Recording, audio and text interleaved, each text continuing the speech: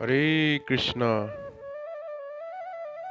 आज हम जिस विषय के ऊपर चर्चा करने जा रहे हैं उस विषय का नाम है कि जन्म और मृत्यु से मुक्त होने के लिए भगवत गीता में क्या कहा गया है। यानी भगवत गीता के अनुसार हम जन्म और मृत्यु से कैसे मुक्त हो सकते हैं। दोस्तों,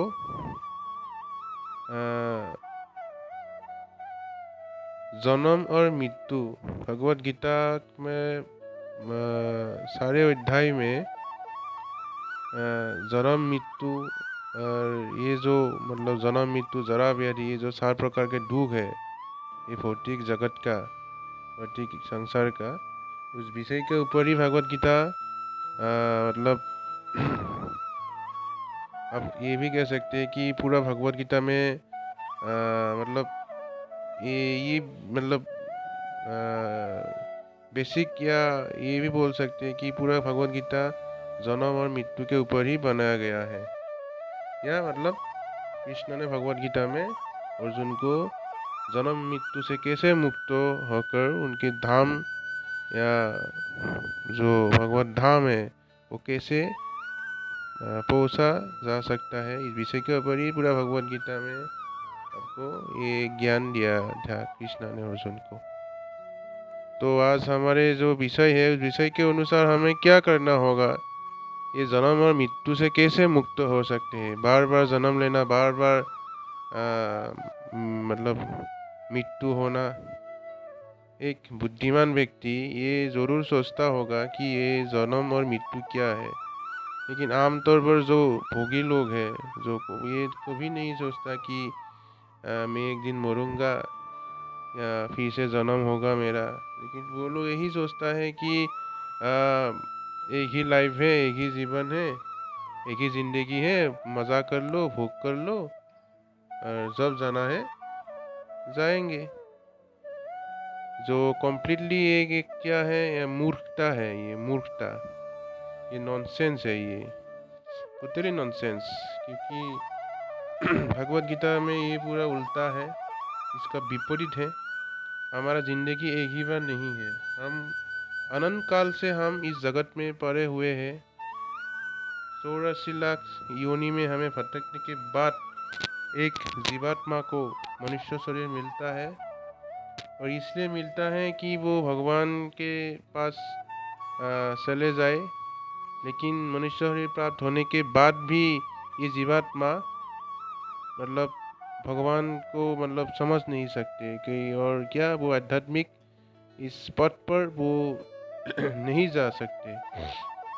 इसका कारण यही है कि वो मतलब इस जगत में भोग करना चाहता है। तो गीता में कहा है कि हाँ, हमको योगी बनना है, भोगी नहीं बनना है। योगी का मतलब भगवान के शरण लेना है। तो आइए हम जानने की कोशिश करें कि कौन सा श्लोक है जहाँ पे भगवान ने कहा है कि जन्म और मृत्यु से मुक्त होने के लिए क्या करना होगा। अभी आप लोग के स्क्रीन के ऊपर दिखाया गया है कि भगवत गीता का एक अध्याय है ज्ञान विज्ञान योग। ज्ञान विज्ञान योग का चैप्टर 7.29 श्लोक है, जरा मरण मोक्षयो माम आश्रितो यतन्ति ये ते ब्रह्म तद्विदु कृष्णम अध्यात्म कर्म सखिलम। जो जरा तथा मृत्यु से मुक्ति पाने के लिए यत्नशील रहते हैं वो बुद्धिमान व्यक्ति मेरी भक्ति की शरण ग्रहण करते हैं। वो वास्तव में ब्रह्म है, क्योंकि वो दिव्य कर्म के विषय में पूरी तरह से जानते हैं। तात्पर्य देखिए, जन्म मृत्यु जरा तथा रोग इस भौतिक शरीर को सताते हैं, आध्यात्मिक शरीर को नहीं। आध्यात्मिक शरीर के लिए ना जन्म है, ना मृत्यु, ना जरा, ना रोग। अतः जिसे आध्यात्मिक शरीर प्राप्त हो जाता है वो भगवान का पार्षद बन जाता है और नित्य भक्ति करता है, यही मुक्त है। अहम ब्रह्मास्मि, मैं आत्मा हूँ, कहा गया है कि मनुष्य को चाहिए कि वो ये समझे कि मैं ब्रह्म या आत्मा हूँ। शुद्ध भक्त ब्रह्म पद पर आसीन रहते हैं और वो दिव्य कर्म के विषय में सब कुछ जानते रहते हैं। श्रील प्रभुपाद जी ने ये तात्पर्य लिखा है कि इस श्लोक का अर्थ ये है कि हम अगर जन्म और मृत्यु से मुक्त होना चाहते हैं तो हम क्या करना होगा, भगवान श्री कृष्ण की शरण में हमें जाना होगा और कोई रास्ता, कोई विकल्प नहीं है।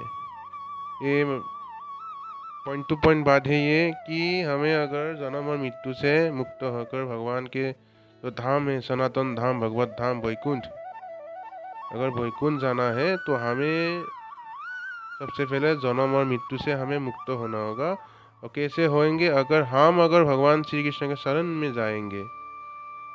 जाएंगे मतलब उनके भक्ति करेंगे। जब हम उनके भक्ति करेंगे, भक्ति का मतलब है उनके आदेशों को मानना, उनके शुद्ध भक्तों का आदेशों का मानना, उनका भक्त बनना। भक्त का मतलब है हर समय कृष्ण का ही स्मरण करना, हर समय कृष्ण को स्मरण करना, हर समय कृष्ण की भक्त बनना।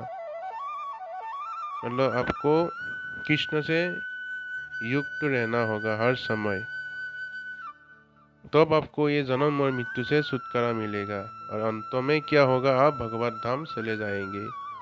तो दोस्तों, ये बहुत एक सुंदर श्लोक है और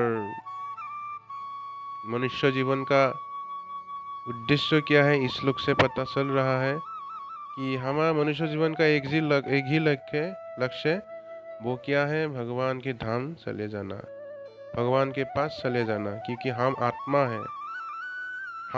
है, हम कृष्ण का अंश है, भगवान का अंश कहाँ रहता है, पुण्य के साथ। और ये जगत क्या है, ये जगत भौतिक जगत है। भौतिक जगत मतलब अस्थाई है। और आत्मा मतलब सनातन है। ये जगत क्या है, ये अस्थाई जगत है। यहाँ पे जन्म और मृत्यु होता है, बार बार शरीर त्यागना पड़ता है, बार बार शरीर धारण करना पड़ता है। आपको क्या पता, आपको अगला जीवन मनुष्य का शरीर ना मिलकर कोई जानवर का भी शरीर मिल सकता है। तो ये जगत ही ऐसा है कि यहाँ पे आपको मतलब हर समय आपका शरीर घट रहा है। यहाँ पे समय का प्रभाव है। और रही बात कि ये मतलब हम आत्मा है, हम शरीर नहीं है। आत्मा क्या है, आत्मा भी अविनाशी अजन्मा है, आत्मा भी सच्चिदानंद है, भगवान की जैसा ही है। भगवान नहीं है, ये अंश है, स्वतः अंश। तो हम यहाँ पे इसलिए पड़े हुए हैं कि हम अपने को शरीर समझ रहे हैं, भोग कर रहे हैं। भोग तो हम नहीं कर सकते, लेकिन फिर भी हम अपने को भोगी मान रहे हैं। भोगी तो है ही नहीं, ये आत्मा तो भोगी नहीं है।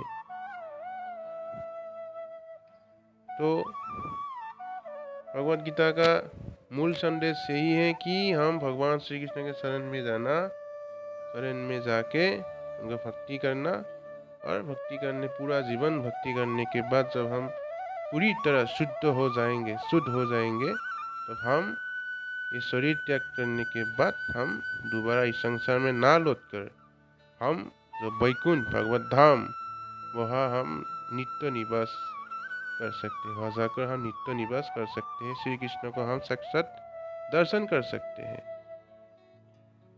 तो सबसे पहले ये भक्ति कैसे शुरू करेंगे, शुरू करने का मतलब एक उपाय है, वो है कि भगवान का जो हरे कृष्ण महामंत्र वो नित्य जप करना होगा आपको।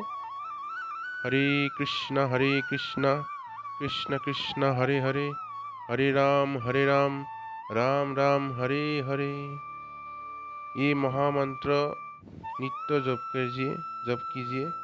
और जप करने के बाद आपके हृदय शुद्ध होगा, मन शुद्ध होगा। अब धीरे आप कृष्ण भावनाभीत होने लगेंगे। रातों में आप कृष्ण को समझ पाएंगे, कृष्ण को देख पाएंगे। और पूरा जीवन हरे कृष्ण महामंत्र का उच्चारण करते करते करते अंत में हम कृष्ण के पास जा सकते हैं। हरे कृष्ण। इसी के साथ ये वीडियो समाप्त कर रहा हूँ। आशा करता हूँ आपको ये वीडियो अच्छा लगा होगा। हरे कृष्ण, हरि बोल।